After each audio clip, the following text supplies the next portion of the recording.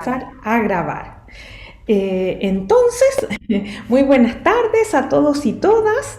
Les agradezco su interés por participar de esta actividad de extensión del Instituto de Historia y Ciencias Sociales. Quien les habla es Marcela Cubillos Poblete, académica del Instituto y profesora del curso Mundo Antiguo.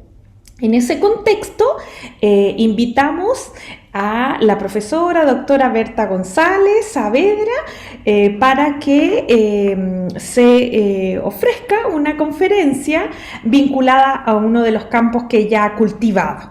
Brevemente voy a leer algunos antecedentes para que la conozcan.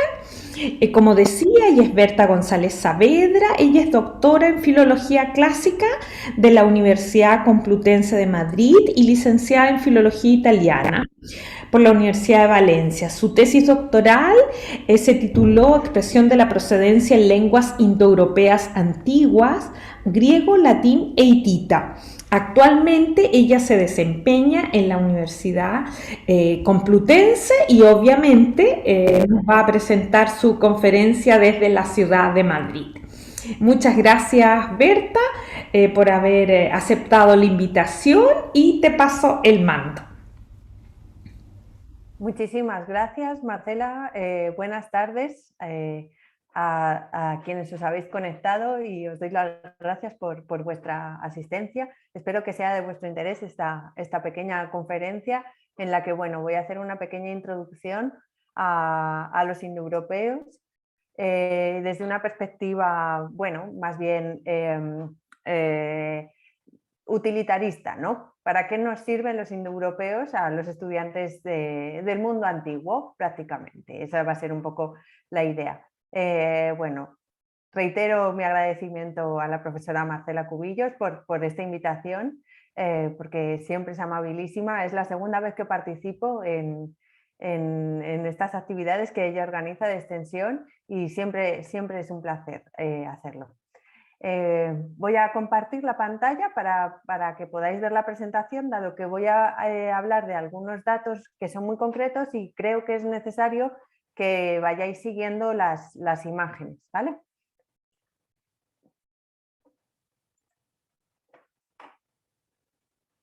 Bueno, creo que ya se ve la presentación. Sí, perfecto, se ve. Muy bien.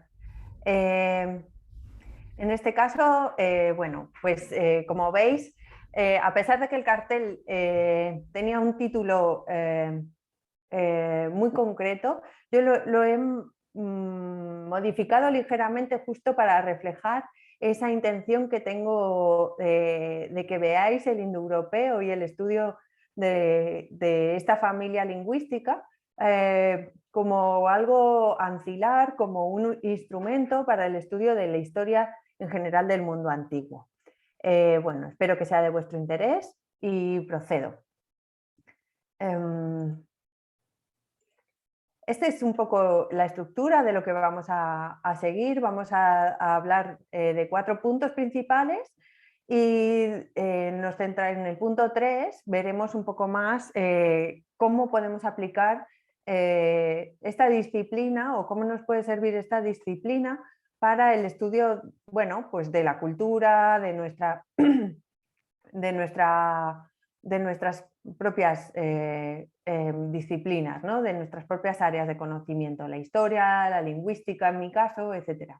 Como bien ha dicho la profesora Marcela Cubillos, yo no soy historiadora, soy filóloga clásica y me dedico en concreto a esta lengua que vamos a ir viendo, al indoeuropeo, ¿vale? Entonces, eso hace que yo me centre en mi conferencia o en mi clase un poco más en esta parte lingüística. Sin embargo, espero que aún así sea de vuestro interés y que veáis cómo en realidad lo que necesitamos es un poco un trabajo multidisciplinar en el que colaboremos, como de hecho ya hacemos, historiadores, con filólogos, con gente de otras disciplinas como la arqueología, etcétera. Porque solo así podremos realmente generar conocimiento y hacer ciencia, ¿vale? El primer paso va a ser la introducción hacia la hipótesis os voy a explicar de dónde surge esta idea de la lengua indoeuropea. Lo que vamos a hablar o de lo que nos referimos, a lo que nos referimos principalmente con la hipótesis indoeuropea, es una idea que plasmó por primera vez en 1786, perdón, Sir William Jones, que es este personaje que tenéis aquí en pantalla, y que se basaba en una idea sobre todo lingüística, ¿vale? Eso es lo que más me interesa que quede claro. Es nuestro punto de partida, va a ser la comparación de las lenguas. Sir William Jones fue un jurista que ejerció durante un tiempo en la India, dado que era colonia británica, y allí, durante su tiempo de estancia, se dedicó, entre otras cosas, además de evidentemente a ejercer su propio trabajo, a estudiar el sánscrito. Evidentemente, Sir William Jones era una persona muy cultivada y que simplemente por su estatus social y por su formación tenía un conocimiento muy profundo de la lengua griega y también del latín, dado que era una formación, bueno, pues muy básica, que era justamente la base, ¿no? del gran conocimiento para cualquier persona letrada en el Imperio Británico. Cuando él viaja a la India y empieza a ejercer allí su trabajo de jurista y comienza a estudiar sánscrito, se da cuenta al poco tiempo de que hay muchas similitudes entre la lengua que se habla en la India, el sánscrito, y esas dos lenguas que él maneja, que son el griego y el latín. Pensad además que él obviamente sabía inglés, con lo cual, bueno, pues maneja 4 lenguas que son suficientemente distintas, pero suficientemente similares como para que él perciba, como digo, estas semejanzas. En 1786, Sir William Jones pronuncia el discurso que será el que dé el que abra la puerta a la disciplina de la lingüística indoeuropea, desde lo que se considera el comienzo sobre la reflexión lingüística y la vinculación entre las lenguas. No hay que perder de vista que la idea que prevalece hasta ese momento es sobre el origen de las lenguas en el mundo y la diversidad que estas demuestran, es la idea de la Torre de Babel, es la idea bíblica, ¿no? La idea del mito bíblico en el que bueno, pues es un castigo divino que los hombres hablen lenguas distintas y no se puedan comprender entre ellos. Parte del discurso que él pronunció lo tenemos aquí, lo voy a leer para poder comentarlo. El sánscrito, es decir, esta lengua de la India, sea cual sea su antigüedad, él no sabe en qué época están datados sus textos, es de una estructura admirable. Se refiere sobre todo a la formación de las palabras, a los verbos, a los sustantivos. Dice, es más perfecto que el griego, más rico que el latín y más refinado que ambos. Comparte con los dos una afinidad tan grande, y este es el punto clave, que no puede ser por casualidad. Se han originado de una fuente común que ya no existe. Es decir, esas similitudes que él encuentra entre el griego, el latín y el sánscrito no son fruto de la casualidad. Si no son fruto de la casualidad, tiene que haber una causalidad. Es decir, una lengua común que se ha extinguido, que ya no existe, y que ha dado, por evolución, por cambio, ha dado lugar a 3 lenguas distintas que aún así mantienen rasgos que las hacen semejantes. En su caso, el griego, el latín y el sánscrito. ¿Vale? Con esta introducción, con este discurso, como digo, surge la disciplina, se considera el nacimiento de la lingüística indoeuropea como disciplina, y es una disciplina que tendrá muchísimo éxito y a la que se dedicarán muchísimos hombres, principalmente durante el siglo XIX. la idea de estas personas, de estos lingüistas que se van a dedicar a buscar, que se van a dedicar a la lingüística indoeuropea, va a ser buscar esa lengua común que ya no existe, ¿de acuerdo? Esa fuente común. Esa fuente común va a recibir el nombre de indoeuropeo, ¿de acuerdo? Y vamos a ver cuáles son, en primer lugar, las lenguas en las que se basan para hacer esa reconstrucción. Es decir, no tenemos esa lengua de origen, pero sí distintas lenguas que presentan semejanzas y que están vinculadas entre sí genéticamente, es decir, por un origen común. En primer lugar, os he resaltado el griego y el latín y el sánscrito, dado que las hemos nombrado ya. En cuarto lugar, nombramos el hitita, que es una lengua que se hablaba en la península de Anatolia, en la actual Turquía, en esa zona de ahí, y fue un imperio potentísimo. Me imagino que será parte del contenido de la asignatura de Mundo Antiguo que explica la profesora Marcela Cubillos. Y que, bueno, es una lengua que se extingue, de la cual no tenemos más noticia desde el siglo XIV a.C., es decir, es una lengua muy, muy, muy antigua. Por otro lado, destacamos el eslavo y las lenguas que derivan del antiguo eslavo eclesiástico, que son principalmente, bueno, como os podéis imaginar, pues el polaco, el ruso, el ucraniano, las lenguas el esloveno, etc. Una familia más dentro de las lenguas indoeuropeas es el germánico, de la que derivan lenguas como el inglés, el alemán, el holandés, incluso el islandés. Además de eso, tenemos el persa, que es una familia lingüística, pertenece a la familia lingüística de las lenguas iranias. Y bueno, nos va a dotar de bastante material a través de dos variantes principales: el antiguo persa, que es la lengua en la que están escritas principalmente las inscripciones que nos han dejado del periodo aqueménida, etc. Y también el avesta. Por último, os he resaltado el celta, aunque hay bastantes familias más, que sería la lengua que se hablaba, y bueno, algunos restos, bueno, algunas todavía sobreviven, sobre todo y principalmente en las islas británicas, ¿no? Lo que es el galés, el irlandés, ¿de acuerdo? Bueno, alguna más. Esto es un repaso, digamos, muy general. Se podría entrar muchísimo más en detalle en cada una de ellas, pero creo que con esta idea, con este repaso, nos podemos hacer una idea de qué lenguas pertenecen a esta familia lingüística y nos permiten trabajar en esa reconstrucción. En este mapa podemos ver la distribución geográfica de las lenguas en periodo histórico, es decir, cuando nosotros ya tenemos testimonios escritos de esas lenguas. Evidentemente, la difusión de las lenguas indoeuropeas actualmente en el mundo es muy distinta. Simplemente hay que pensar que toda América habla lenguas indoeuropeas, además de otras lenguas de otras familias, por supuesto. Y obviamente en Oceanía, en fin.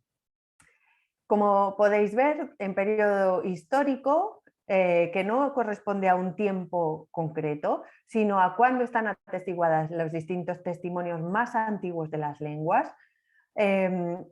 Las lenguas indoeuropeas se distribuyen a lo largo de toda Europa, desde desde la isla de Irlanda, como veis, y la península ibérica, hasta la zona más oriental, ¿no? de la India, el Indostán, y esa parte donde está esa manchita que pone Tocharian, que es otra lengua más de la que no hemos nombrado todavía, y que está, como veis, en lo que correspondería al norte, a la zona de la Ruta de la Seda, el desierto de Taklamakan en China. Bueno, veis que la extensión es ¿de acuerdo? Y que son distintas lenguas las que componen esta familia lingüística. También las lenguas bálticas, de las que no hemos hablado, por ejemplo, pertenecen a esta familia, o el armenio es también una lengua indoeuropea, ¿de acuerdo? Vinculada con todas las demás por razones genéticas, ¿no? Por este origen común que tienen. Bueno, después de ver este panorama geográfico, creo que nos hacemos más o menos una idea de la extensión que tuvieron estas lenguas, ¿no? De qué amplio territorio ocuparon, ¿de acuerdo? Y sobre todo también hay que pensar en el tiempo en el que el periodo del que tenemos la primera noticia de cada una de ellas.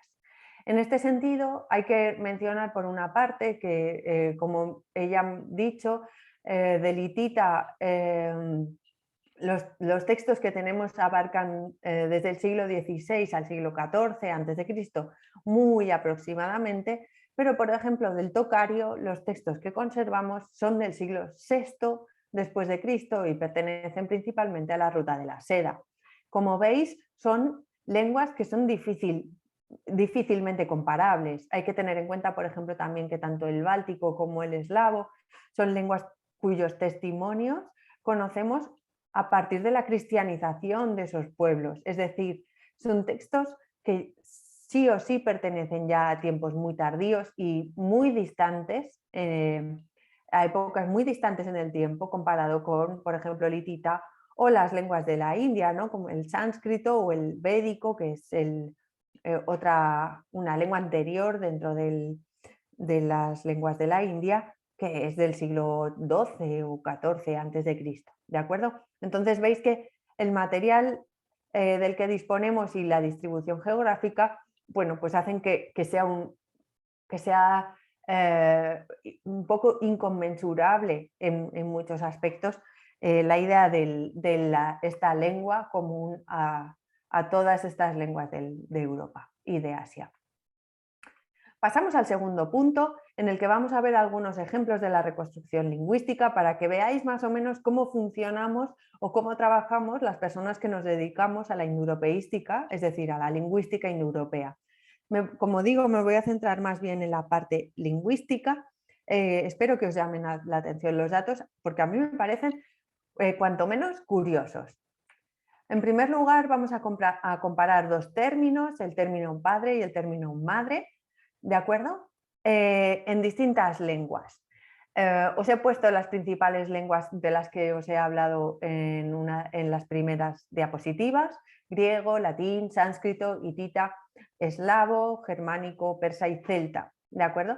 Y luego, en esa columna que está en blanco, ¿veis? La reconstrucción que se hace por parte de los primeros estudiosos, no lo que haríamos ahora, dado que la disciplina ha ido evolucionando en el tiempo, en estos 2 siglos que tiene de historia, esa primera reconstrucción que se hacía por parte de estos primeros estudiosos que recibieron el nombre de neogramáticos. Bueno, no sé si estáis familiarizados o no con el alfabeto griego, entiendo que más o menos sí, y que podéis reconocer ahí que pone pater para padre y meter para madre.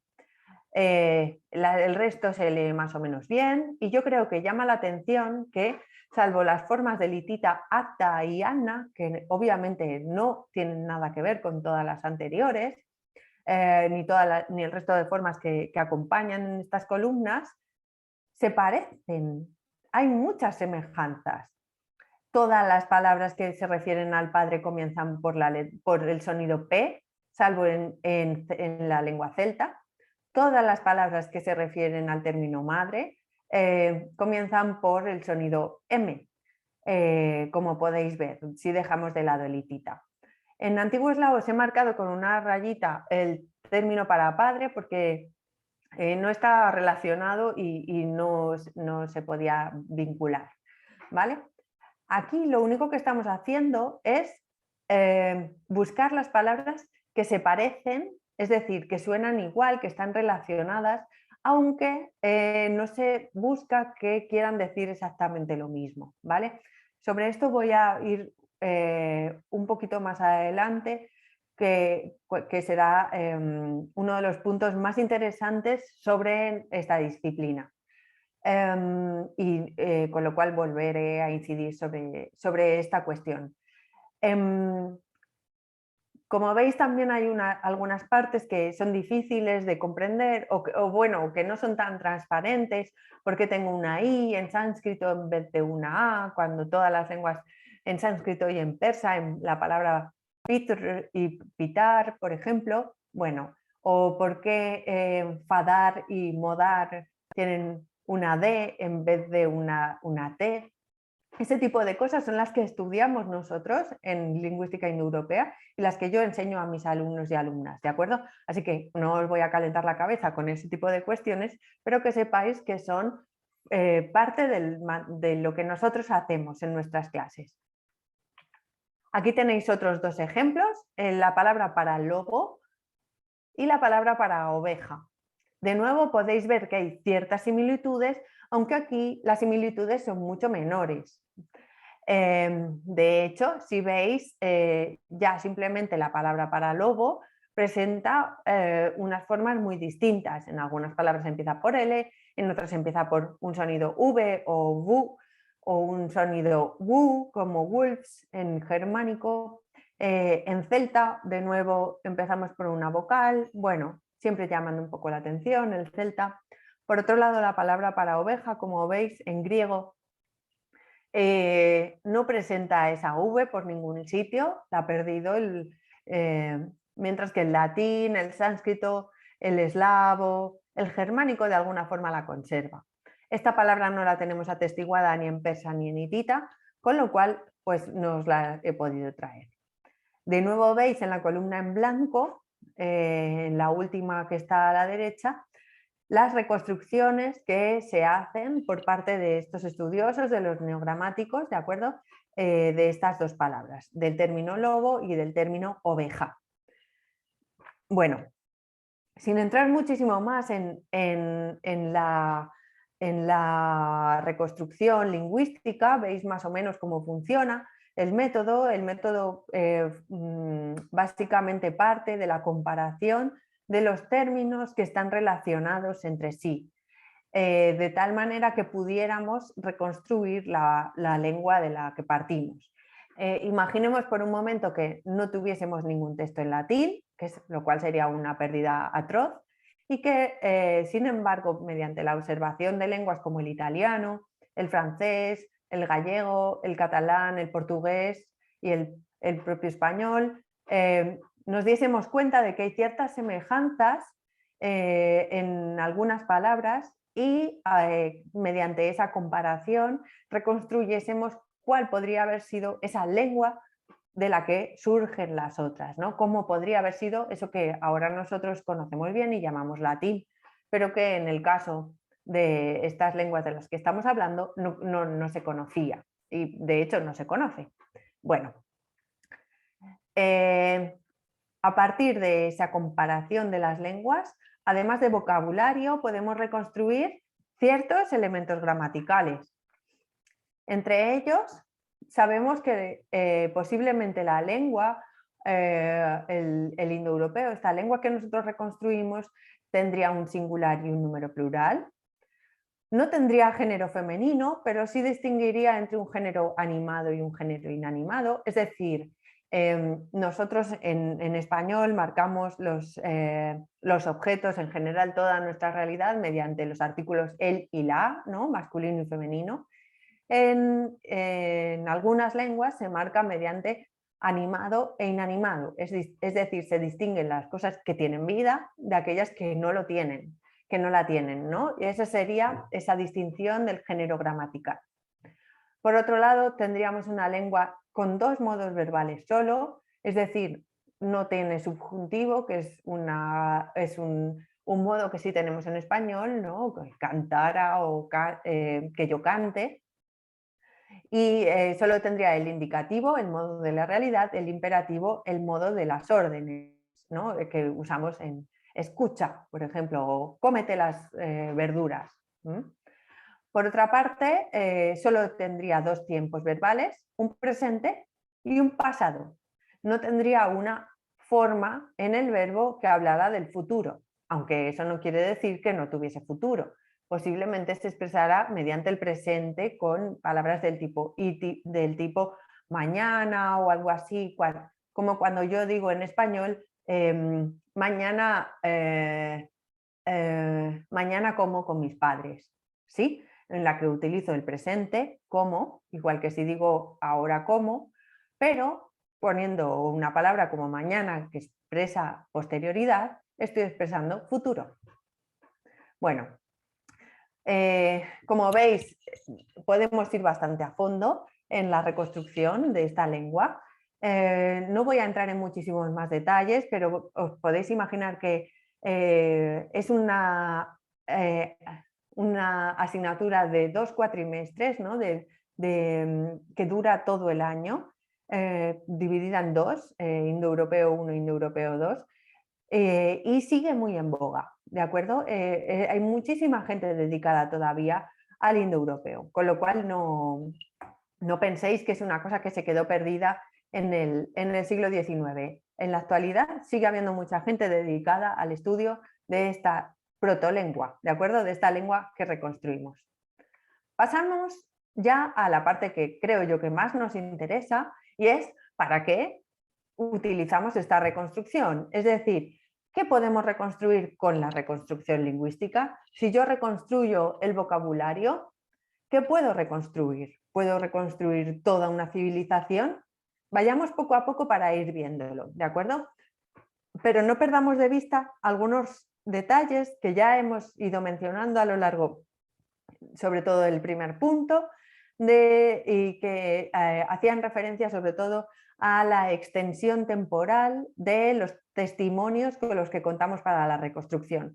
Esto va a ser muy importante a la hora de poder realmente reconstruir algo más allá de la forma de las palabras, es decir, el significado.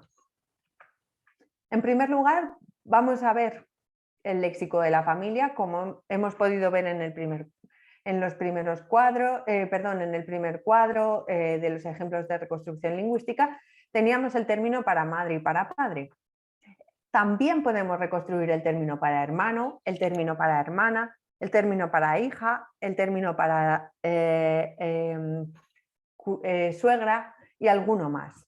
Sin embargo, hay que tener cuidado porque lo que estamos viendo es que podemos reconstruir las palabras, como digo, la propia forma de las palabras, el significante, pero realmente el concepto de padre que se maneja en todas las culturas de las que yo estoy tomando las lenguas es idéntico. Es decir, un padre, pongamos, en el Imperio Romano, tiene el mismo significado que un padre para no lo sé, alguien que pertenezca a la cultura védica o para alguien que pertenezca a los pueblos vikingos.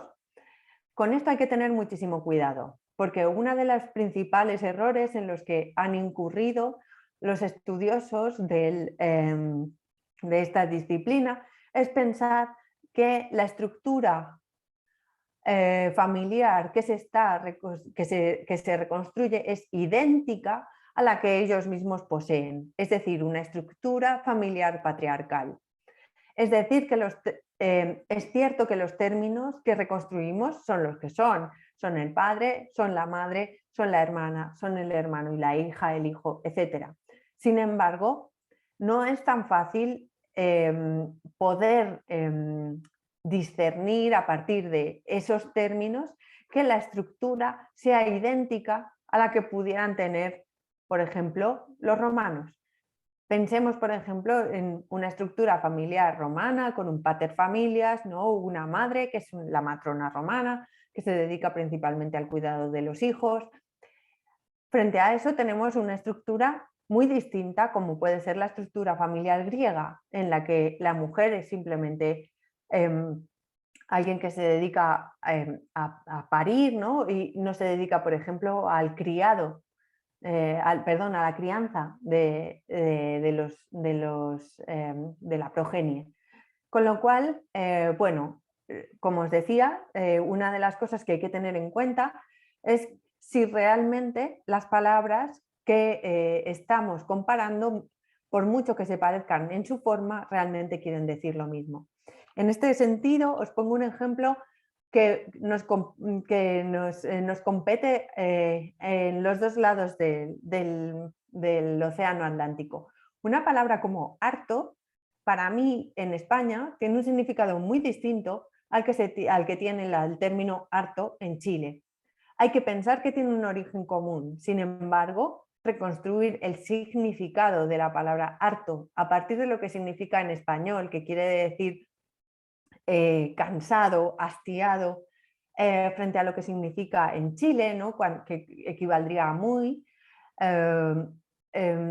sería cuanto menos dificultoso, ¿no? Si no conocemos el origen que tenía ese significado en esta palabra cuando se produjo, cuando se hizo la conquista de América, ¿no? Otro término que es idéntico formalmente, taco, significa cosas muy distintas, tanto aquí en España como allí en Chile. Son simplemente dos ejemplos de cómo en realidad hay que tener muchísimo cuidado cuando se reconstruyen los términos, porque una cosa es reconstruir la forma, el significante, y otra cosa es establecer su significado. ¿De acuerdo?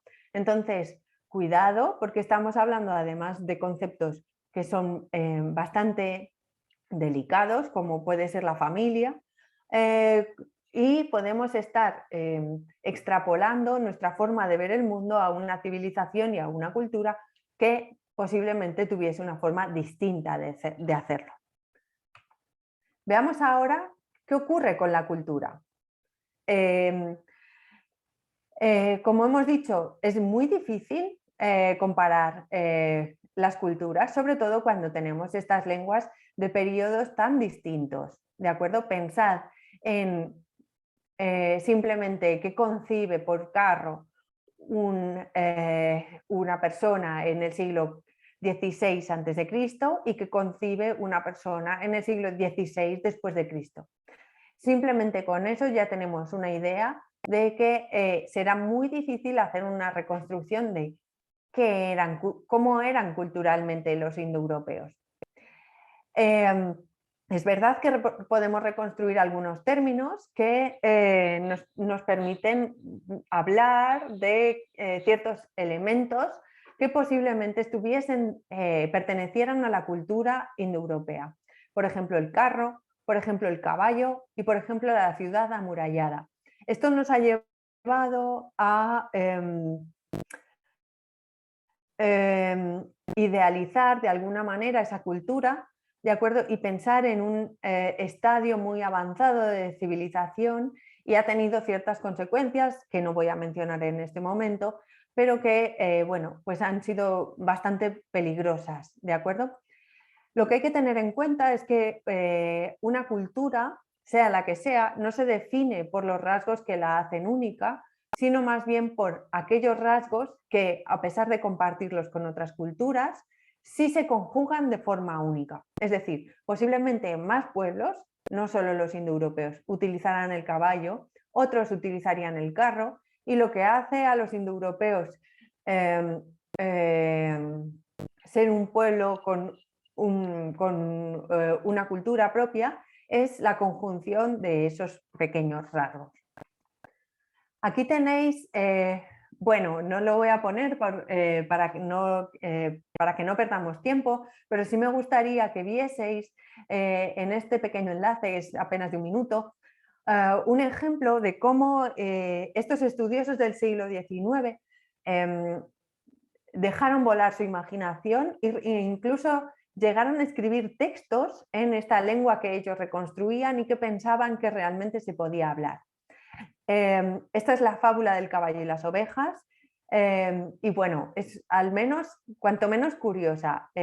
Como os digo, es apenas, tiene un minuto de duración, y os invito a a que la escuchéis, sobre todo porque no solo tenemos el texto escrito, sino que alguien se ha molestado además en ponerle voz, con lo cual, bueno, os aviso de que yo al menos le he podido poner los subtítulos, con lo cual, bueno, pues se puede seguir sin ninguna dificultad lo que Schleicher, eh, estudioso, uno de los primeros estudiosos de la lengua indoeuropea, propuso en este pequeño cuento, ¿no?, del caballo y las ovejas. Obviamente se han reconstruido más cosas en cuanto a la cultura, se ha hablado de literatura indoeuropea incluso, pero como quiero contaros muchas más cosas, pues no me voy a detener mucho más. En cuanto a la naturaleza, el vocabulario que hemos reconstruido que tiene que ver con el hábitat natural, es decir, que hace referencia a animales y árboles, principalmente plantas, que están en común o que comparten estas lenguas indoeuropeas, ha llevado a algunos estudiosos y a algunas estudiosas a querer buscar esa ubicación en algún sitio entre Europa y Asia, evidentemente, y pensar que ese era el sitio de partida, la patria originaria de los indoeuropeos.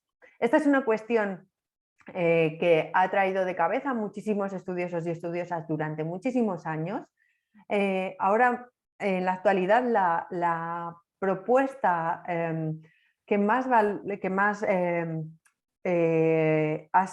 refrendo ha tenido es la propuesta de María Gimbutas, que tenéis ahí el nombre, podéis buscarla en internet, y que propone que la patria originaria de los indoeuropeos estaría aproximadamente en el Cáucaso. Bueno, más allá de esto, lo que quiero que veáis es cómo esa reconstrucción del vocabulario, árboles, animales como los osos, como los lobos, como las ovejas, como ya hemos visto, servirían también para poder establecer el lugar originario donde habitaban estos hablantes de esta lengua que nosotros reconstruimos. Sin embargo, hay que tener en cuenta que si pensamos que una civilización estuvo en algún sitio, tuvo que haber dejado restos materiales. En este caso, lo que se propone es una colaboración muy estrecha con la arqueología, que debe buscar esas evidencias materiales, esos restos, pues de cualquier tipo, sobre todo se espera que sean cerámicos, pero no solo, porque son de los que mejor resisten, que corroboren, que nos permitan comprobar que efectivamente ese pudo haber sido un sitio habitado por estos pueblos. Esta cuestión es realmente muy dificultosa, es uno de los puntos más difíciles porque encontrar restos cerámicos, materiales de una civilización no significa que hablaran una lengua u otra, salvo que hubiese texto escrito, ¿de acuerdo? Y no es el caso, no tenemos ningún testimonio escrito de nuestra lengua, de esta lengua indoeuropea, con lo cual nos manejamos en un terreno realmente difícil. ¿Cómo sabemos si encontramos restos cerámicos que realmente pertenecen a los indoeuropeos? Bueno, como os digo, aquí hay mucho trabajo que hacer todavía. Por último, os pongo otro ejemplo de reconstrucción. En este caso va a ser la reconstrucción de la religión. Y esto nos va a servir además para pasar al último punto, al punto de la aplicación del conocimiento, sobre todo para la cultura griega y la romana. En este caso os presento una de las teorías que más éxito ha tenido para reconstruir la religión indoeuropea, y es la búsqueda de divinidades, tanto en los distintos panteones, pues en el panteón nórdico, en el panteón griego, en el panteón romano, que tuviesen ciertas funcionalidades. En este caso es Dumecil el que establece que la religión indoeuropea se basaría en tres funciones principalmente. En esta religión habría siempre una divinidad que se dedicara a la producción y a la reproducción, y que normalmente, pero no solo, recae en divinidades vinculadas con la feminidad.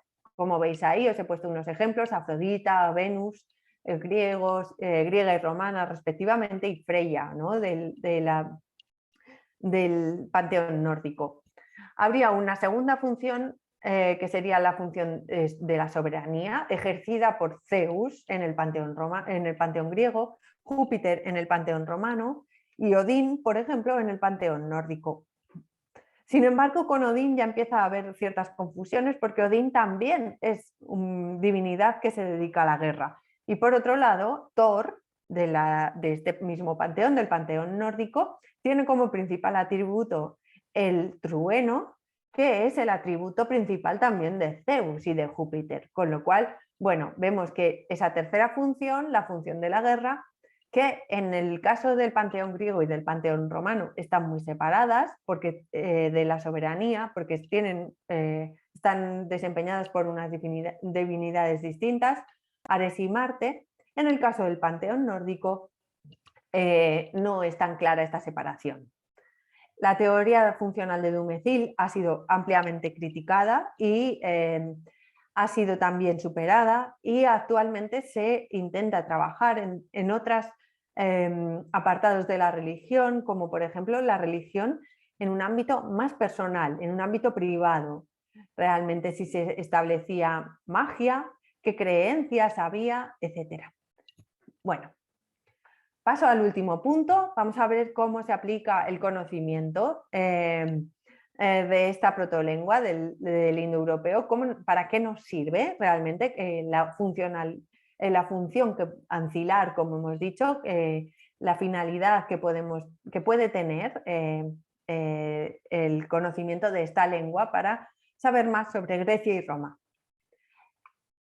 El primer ejemplo que os pongo es, recuperando esta último de lo que hemos hablado, la propia religión. Simplemente por una comparación entre los panteones de Grecia y de Roma, vemos que, por ejemplo, la divinidad de Dioniso, que como bien sabéis es el dios de muchísimas cosas, pero entre otras del vino, en realidad no es un dios indoeuropeo, no lo encontramos en otros pueblos, sino que lo encontramos principalmente en culturas orientales, y se introduce en el panteón griego en una época muy concreta y vinculada a unos cultos muy concretos, ¿de acuerdo? En otro caso, en el caso de Apolo, vemos que a pesar de que posiblemente exista una divinidad similar en el panteón romano, cuanto tiene que ver con su culto, es decir, todo lo que se hace vinculado con el propio dios y los atributos que él recibe, están tomados en realidad de Grecia. ¿Cómo podemos saber todo esto? Principalmente comparándolo, como digo, con otras culturas. En el caso de Hermes, por ejemplo, el dios mensajero, vemos que sería el correspondiente a Mercurio en el panteón romano. Vemos que en realidad hay divinidades mensajeras en todos los panteones. Sí, tanto masculinas como femeninas. Pensad también en Iris, la mensajera de Hera. Sin embargo, al igual que ocurre, por ejemplo, con las divinidades del amor, hemos de pensar que se trata de un elemento que ya estaba presente en la cultura indoeuropea, o más bien podemos pensar que son elementos que se van introduciendo en cada una de las culturas y en cada una de las religiones independientemente, ¿no? Con una poligénesis, que tuvieran distintos orígenes, ¿no? Con un mismo resultado. Bueno, el hecho de conocer mejor en los términos para la religión en las lenguas indoeuropeas nos permite aplicarlo y conocer muchísimo mejor la propia religión de Grecia y de Roma. Por último, hay que tener en cuenta que muchas de esas semejanzas que encontramos entre las lenguas indoeuropeas se pueden deber a distintas razones, principalmente a contactos culturales. No hay que perder de vista, como buenos historiadores y arqueólogos que posiblemente haya entre vosotros en algún momento, que la influencia de Persia en el mundo, en la civilización griega, fue enorme, no solo negativa, además, culturalmente fueron una inspiración en muchos ámbitos. Y eso hace que encontremos muchísimos términos persas que en realidad, o muchísimas palabras en griego que se relacionan con palabras persas, pero que en realidad no son términos indoeuropeos. Y esto lo sabemos haciendo estudios lingüísticos. Y en ese caso podemos pensar que se trate de términos tomados del persa en otra época, porque se importaron, por ejemplo, también tomates, porque se importaron también los productos. Estaba pensando en el término tomate, que se introduce en español justo con el propio producto, ¿no? Cuando se toma del náhuatl, ¿no? Y no, la existencia de esa palabra en español no significa que compartamos un origen lingüístico común con el náhuatl, simplemente se trata de un préstamo lingüístico.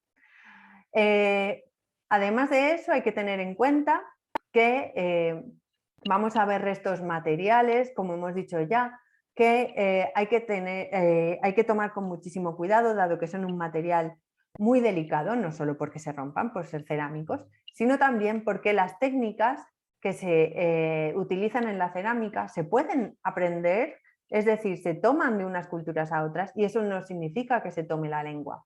En esto vuelvo a incidir en la cuestión de la patria originaria y en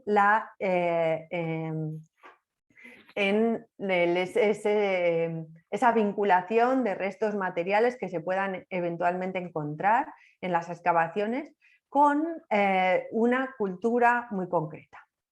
Por último, no hay que perder de vista en ningún caso que el Mediterráneo, en la cuenca del Mediterráneo, en un sentido muy amplio, es un hervidero de culturas y de contactos entre ellas, y eso hace que haya muchos rasgos lingüísticos que en realidad no se puedan vincular a esa lengua común originaria, sino que más bien se deba a estos contactos, a estos estrechos vínculos comerciales, etcétera, que se fueron estableciendo durante bastantes siglos a lo largo de todo el Mediterráneo. Bueno, como conclusiones, podemos sacar estos puntos. Evidentemente podemos decir que hay una protolengua, es decir, que hay una lengua común que está detrás de las lenguas que llamamos indoeuropeas. No podemos reconstruirla como tal, como sí que hizo Schleicher en el siglo XIX. Sin embargo, sí podemos establecer algunos términos, sí podemos hablar de algunos rasgos morfológicos, lingüísticos, etc. Sin embargo, hay que tener muy en cuenta que una lengua no es una raza. Es decir, nosotros podemos aprender cualquier lengua, es algo relativamente fácil. Sin embargo, no cambiaremos físicamente. Es decir, podemos asumir una cultura y con todo lo material que eso implica, la cerámica, las formas de construir las casas, etcétera, etcétera. ¿Qué pueblo había detrás de eso? Es difícil de establecer. En ese sentido, como os decía antes, hay que tener mucho cuidado en pensar que ciertos rasgos culturales nos hablen de la superioridad de unas razas frente a otras simplemente porque podamos hablar de una lengua común, ¿vale? Por último, simplemente quiero resaltar cómo conocer esta protolengua y conocer nuestros orígenes en un sentido muy amplio, como el conocer la historia, nos permite entendernos mucho mejor a nosotros. Y por último, solo quiero deciros que es imprescindible esta colaboración entre las distintas disciplinas, en este caso la historia y la lingüística, para justamente conocer nuestros orígenes muchísimo mejor. Y por último, cómo reconstruir la lengua no es lo mismo que reconstruir una civilización, como ya hemos mencionado. Muchísimas gracias y bueno, espero que haya sido de vuestro interés. Si hay alguna pregunta o algún comentario, os estaré muy agradecida. Gracias, de verdad. Muchas gracias, Berta, por tu interesante presentación. Y bueno, ahora los invito a quienes están, visto que no somos tantos, para conversar un poquitito, si tienen alguna pregunta sobre lo que ella fue planteando, de manera de que la conversación ayude a fortalecer las ideas, los conocimientos aprendidos. Pueden formularlo a través del chat o, como decía, al ser poquito, pueden hacerlo también a través de micrófono. Mientras piensan, si quieren hacer preguntas, yo quiero hacerte una pregunta que probablemente a más de alguno quizás le da un poco de vuelta y que creo que siempre es positivo visibilizar esto. Y es lo siguiente, ¿cómo es posible reconstruir una lengua que no dejó textos escritos? Porque aparentemente lo que normalmente se aprende en historia antigua es que los indoeuropeos habrían sido muy relevantes para las raíces del mundo clásico grecorromano y el mundo de la cultura de la India. Pero cuando uno entra un poquito en el tema, puede asaltar esta duda. ¿Cómo es posible que influyeran tanto? Porque son de verdad importantes y tú con los buenos ejemplos que diste de algo tan sencillo como el nombre de un animalito o algo así, pero visibiliza la potencia de esta lengua y un idioma, si no dejaron escritura. O sea, es solo una influencia acústica, por decirlo así. ¿Y cómo la estudian ustedes? Me refiero como filólogo. Muchas gracias por tu pregunta, Marcela. Bueno, pues un poco la idea es partir, como has visto, de estos términos que son morfológicamente, ¿no?, que se parecen, e intentar ver si realmente ese parecido se debe a ese estadio común que comparten las dos lenguas, o si realmente se trata de, bueno, pues eso, de un término que se tomó prestado, ¿no?, como el ejemplo del tomate que os he puesto, o como, bueno, por ejemplo, muchísimos términos de prendas de vestir de Persia que fueron tomadas. En este sentido, tenemos que pensar un poco cómo, en realidad, es verdad que de algunas lenguas tenemos testimonios escritos muy tempranos, pero de muchísimas de ellas los testimonios escritos son realmente muy tardíos. Como os digo, pensad en el antiguo eslavo eclesiástico, que se pone por escrito a partir del siglo, me parece que es el siglo V después de Cristo. Posiblemente y seguramente se habló antes, igual que las lenguas germánicas, tenemos testimonios que son relativamente tardíos, las runas incluso son relativamente tardías. Sin embargo, bueno, pues sabemos que los romanos tuvieron contacto con ellos y algún término nos lo han pasado los romanos, ¿no? Entonces, digamos que con los indoeuropeos sucede un poco de forma similar. No nos han dejado nada escrito, pero los restos que tenemos son los resultados en las distintas lenguas. Es verdad que hay mucha parte de esa reconstrucción lingüística que se hace, por decirlo de alguna manera, mediante leyes de cambio lingüístico. Los filólogos, los que nos dedicamos sobre todo a la parte de historia, de lingüística histórica, sabemos que hay una serie de cambios que se producen con cierta regularidad en las lenguas. No voy a entrar en ello, pero digamos que lo que hacemos es justamente aplicar esas lenguas de evolución hacia atrás para ver cómo podía haber sido la palabra en ese estadio anterior. Y bueno, por comparación se van perfilando mejor esas leyes de reconstrucción, esos posibles cambios que se han podido hacer tanto en el significado como sobre todo en la parte, como hemos visto, de la propia forma de las palabras, porque como hemos visto el significado es siempre es un tema muy controvertido en el que se han cometido muchísimos errores en nuestra disciplina, pero bueno, ahí está. hemos hecho alguna reconstrucción. Bien, en pocas palabras, si uno lo reflexiona, el trabajo del filólogo es como una suerte de arqueólogo de las palabras y a partir de las palabras que quedaron, especialmente los indoeuropeos que hacen arqueología con una lengua no existente hoy, ni por escrito, ni oral. Entonces, en definitiva, el filólogo indoeuropeo hace esta arqueología como con los hijos de la lengua madre. Y esta arqueología, en pocas palabras, va reconstruyéndose a partir de como los casos repetidos, una cosa así. Y estos casos repetidos como que insinúan que acá hubo algo más. Un poco así lo van armando, digamos, hacia atrás. Exacto, creo que la metáfora que has puesto es estupenda. Es una especie de arqueología. Pensad que este método comparativo se aplica también a otras familias lingüísticas. No solo, es verdad que tiene su origen con esta familia en concreto, pero se utiliza en otras familias que se conocen muchísimo peor, como pueden ser lenguas de América o lenguas australianas o lenguas africanas. También se ha aplicado este método y, bueno, sirve para conocer mejor distintas familias lingüísticas, no solo para el indoeuropeo. Perfecto. Hay una pregunta que quería formular a Andrés, que es profesor de filosofía, es colega acá de la facultad. Ya Andrés, cuando quieras nomás pregunta. Muchas gracias. Muchas gracias por la exposición, por haberme dado el link. Eh, Me queda la siguiente duda.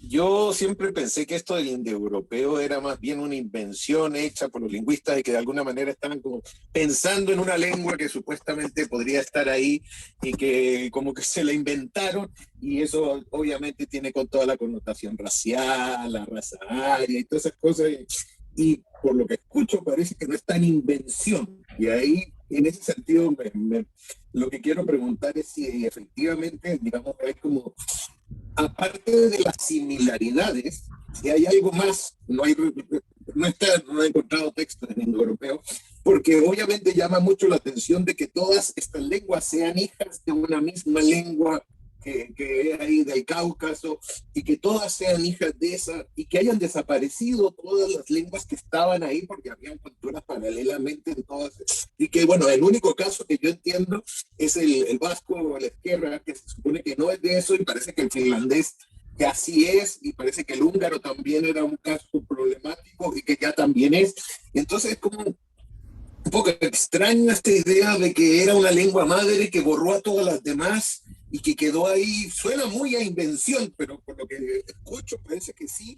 Y no sé, porque en su momento esto tenía su ideología asociada, ahora me imagino que ya eso está todo borrado. Y entonces la pregunta es, ¿por qué se puede decir tan que hasta el celta, todas esas cosas ahora que tengo? Y esto lo planteo, la vieja discusión que se da en las ciencias sociales entre el monoorigen, lo monogenético y lo plurigenético, porque uno podría decir, podría haber influencia del celta que llega hasta Persia, y esto plantear que hay una lengua común, tiene una cosa ahí muy originaria, pero parece que sí se mantiene. Pero si pudieras desarrollar eso, y qué es lo, si hay una controversia, claro, si ya está muy asentado que hubo indoeuropeo. Muchísimas gracias, Andrés. Interesantísima tu pregunta, gracias de verdad. Bueno, aquí hay un poco todo, ¿no? Estamos los más escépticos y luego los muy convencidos, por otra parte, también. Entonces, yo obviamente pertenezco a la parte más escéptica y en realidad siempre les cuento a mis alumnos y alumnas que yo me dedico en realidad a una lengua inventada, porque no deja de ser eso, una lengua inventada. Lo que pasa es que esta lengua inventada nos ayuda a entender, y lo llevo mucho a mi campo, fenómenos lingüísticos que encuentro en griego y que de otra manera son difíciles de entender. Principalmente del griego, que es la parte que, bueno, y del latín, que son las lenguas principales que mis alumnos y alumnas estudian. En este sentido, sí que te diría que evidentemente cuesta mucho. A mí me cuesta muchísimo pensar que hubo una lengua única que se podía hablar. Esa idea digamos que se ha abandonado en gran medida. La fábula de Schleicher no se volvería, no se haría ahora mismo, porque lo que sabemos que a donde podemos llegar a esa reconstrucción es a distintas fases de distintos momentos de algo lingüístico que pudieron compartir. Sería más o menos eso. En ese sentido es un poco como cuando hablamos del latín vulgar, ¿no? Y los distintos resultados que tiene en las lenguas romances.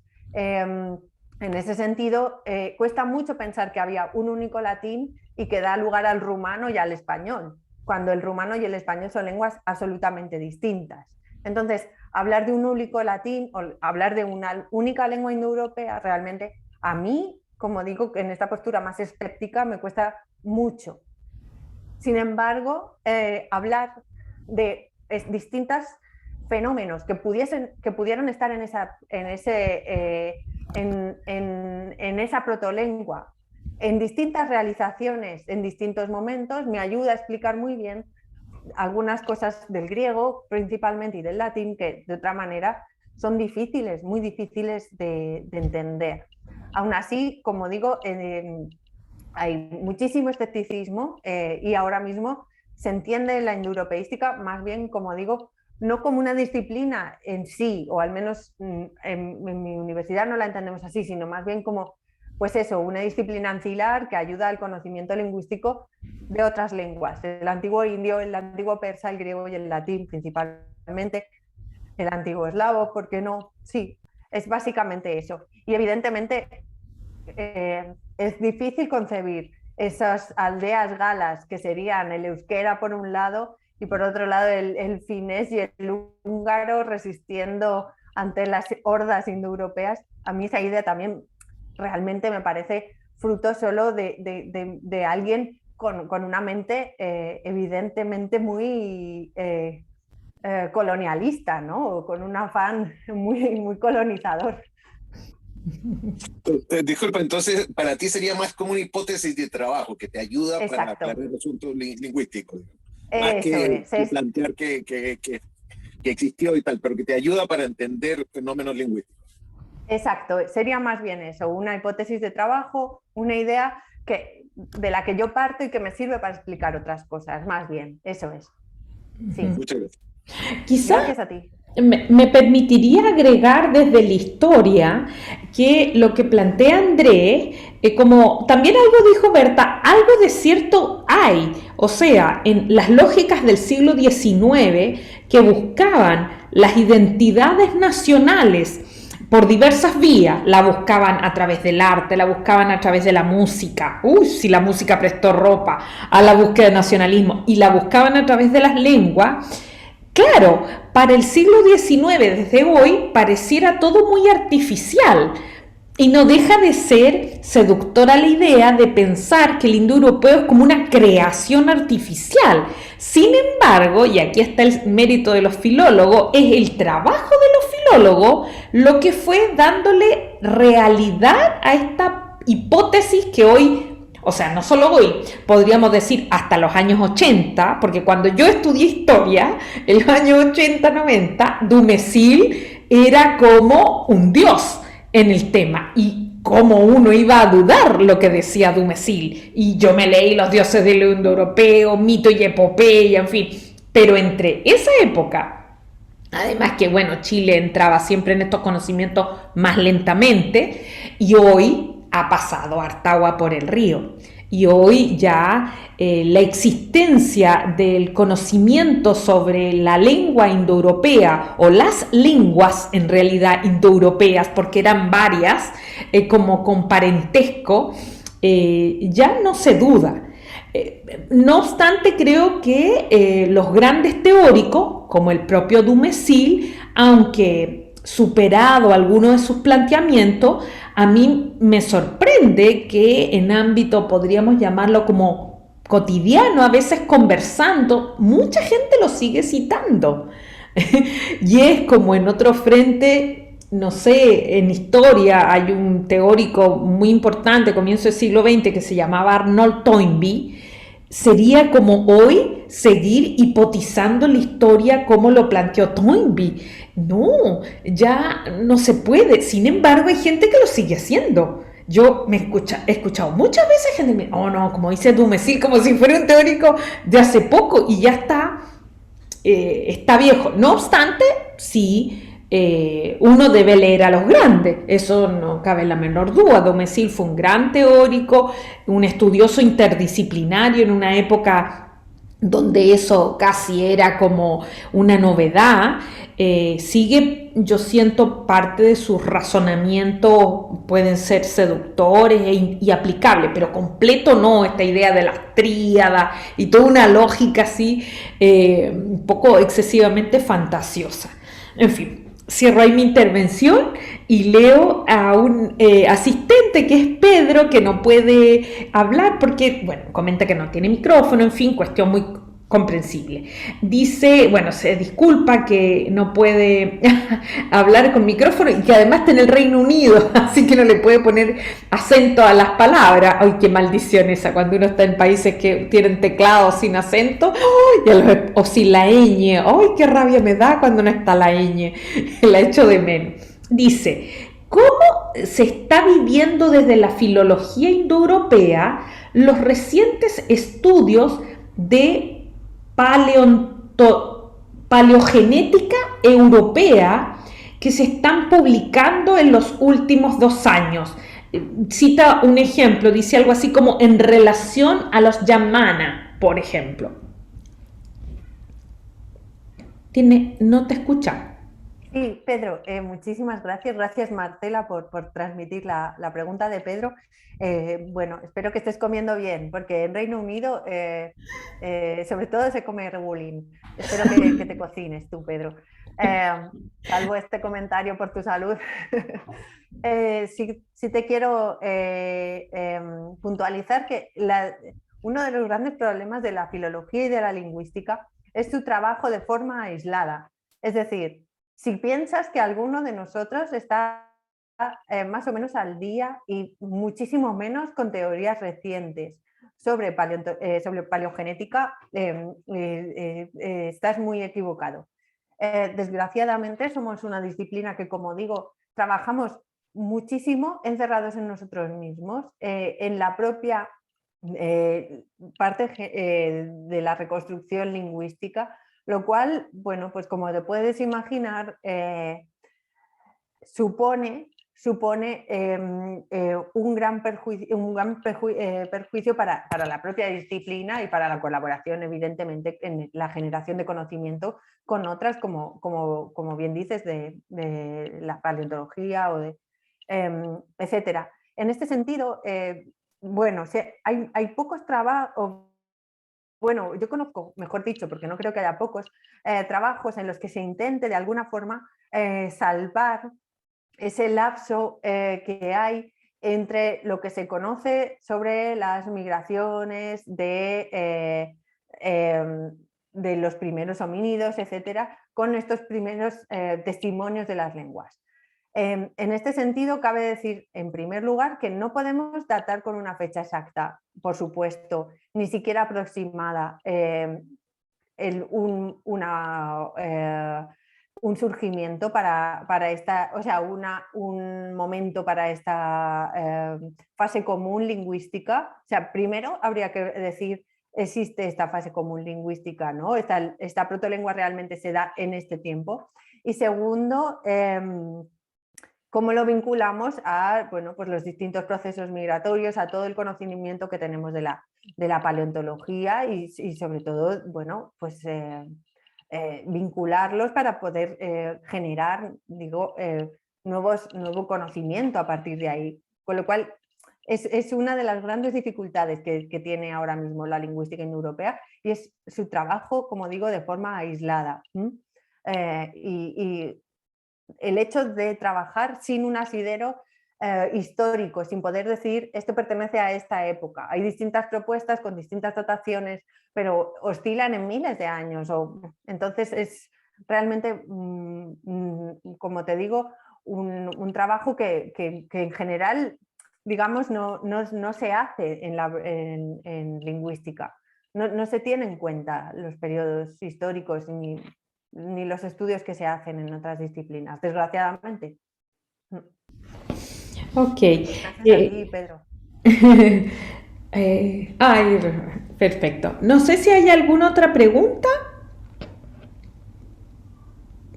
Una última consulta para cerrar y que creo puede servir para vislumbrar el futuro en la disciplina. ¿Cuáles tú sientes, Berta, como especialista, que son eh, como los caminos hacia el futuro de la filología indoeuropea?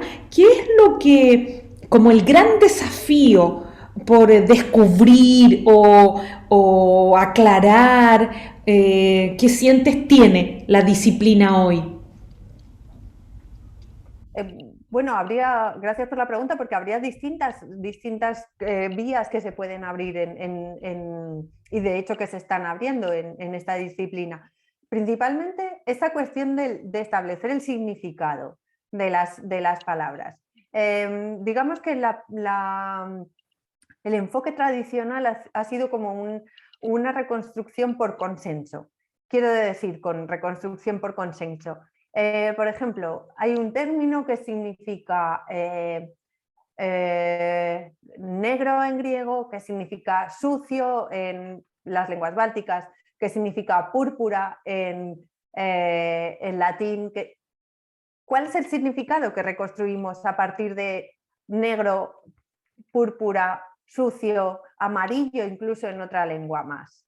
Pues al final lo que se ha hecho en los distintos diccionarios el principal que hay y los que le han seguido ha sido sumar esos significados y abstraer una idea que podría ser como color no claro, color oscuro, y al final uno se queda con una cosa tan abstracta y tan poco clara que no lleva a ningún sitio. Os he puesto este ejemplo del color porque entre amarillo, púrpura y negro creo que nos hacemos una idea de lo poco preciso que podría ser y cómo se abstrae una idea que al final no dice nada. En este sentido, hay distintas teorías y distintas escuelas sobre la evolución del significado de las palabras que no se han aplicado todavía a las reconstrucciones de las lenguas, de los términos y de las distintas palabras en indoeuropeo. Entonces, este sería un camino que sin duda hay que hacer. Y por otra parte, se está trabajando mucho en la sintaxis de las lenguas, en comparar las estructuras sintácticas, donde se pone el sujeto, donde se pone el verbo. Son lenguas que tienen siempre una estructura con casos o no, cómo funcionan estos casos.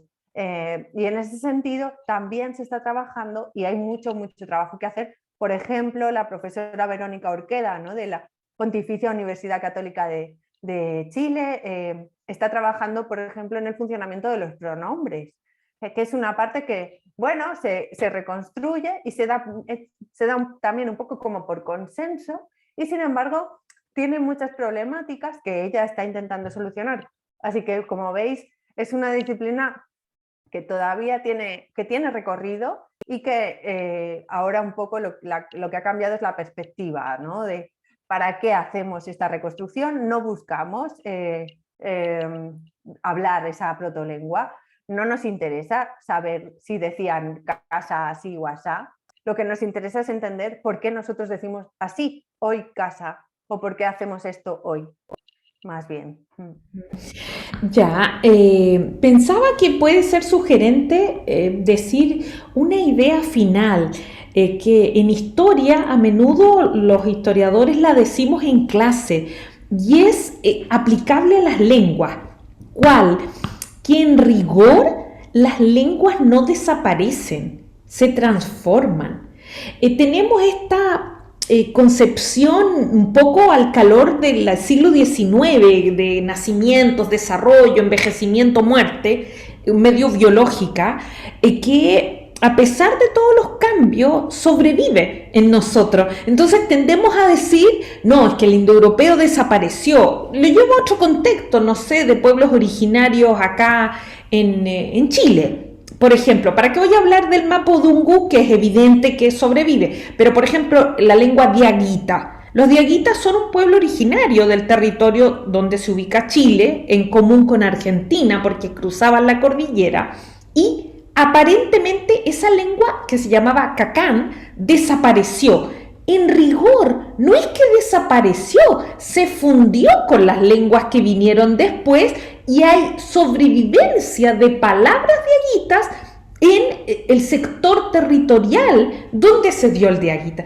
Entonces, creo que sirve mucho traer a colación esto, que se parece a cuando dicen, no, los egipcios antiguos desaparecieron, los romanos antiguos, como si hubiesen sido una especie de civilizaciones misteriosas y que repentinamente se deshicieron. No, las lenguas, como la historia de los pueblos, no desaparece, se transforma. Y en la transformación, nosotros, por ejemplo, para ser más concreto, heredamos palabras indoeuropeas, así como también náhuatl, como tú lo visibilizaste a partir del concepto del término de tomate, y tenemos palabras provenientes de las lenguas locales.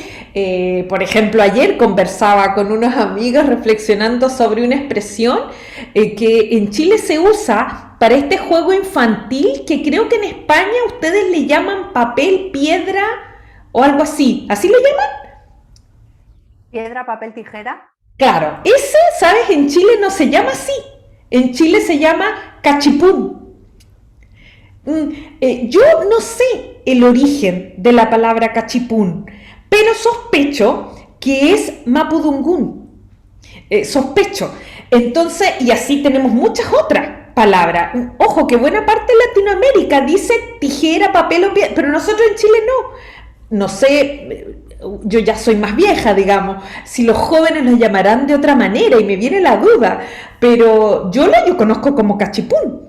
Y esa palabra es de los pueblos originarios de acá. Entonces, no es que los pueblos originarios murieron sus lenguas, no, se transformaron, sin duda, producto de la colonización imperialista, no cabe la menor duda. Los romanos no iban por la vida de filántropos, también eran un imperio y iban imponiendo, y en la comparación, claro, el indoeuropeo, que a la larga no fue un imperio, fueron pueblos bárbaros en el sentido de incipientes desarrollos civilizatorios, dejaron menos huella y comparado con los pueblos que estaban formándose, fueron fundiéndose, pero no desaparecieron. Ejemplo está, la lengua es un testimonio de esta sobrevivencia. Aquí Pedro dice algo. Por si algún asistente estuviera interesado, dejo aquí las referencias de algunos de estos artículos que mencionaba. ¡Ay, muchísimas gracias, Pedro! Le voy a sacar una imagen para tener el respaldo. Y a los que están escuchando, hay uno que lo comparte a través de un link, puede clicarlo y el otro podría seleccionarlo y copiar, y de esa manera acceder a esos artículos que fundamentan la intervención de Pedro. Ok, con esto concluimos. Muchísimas gracias, Berta, por tu intervención, a los que asistieron y eventualmente otras personas interesadas a saber. La conferencia luego, en los próximos días, se va a subir al Facebook del instituto, por lo tanto va a estar disponible de ser escuchada. Muchísimas gracias, Berta, gracias a los asistentes, a los y las asistentes, y nos vemos en un futuro. Que estés muy bien. Muchísimas gracias a vosotros. Gracias de verdad. Chao, Berta. Muchas gracias. Chao, Andrés. Chao, asistentes.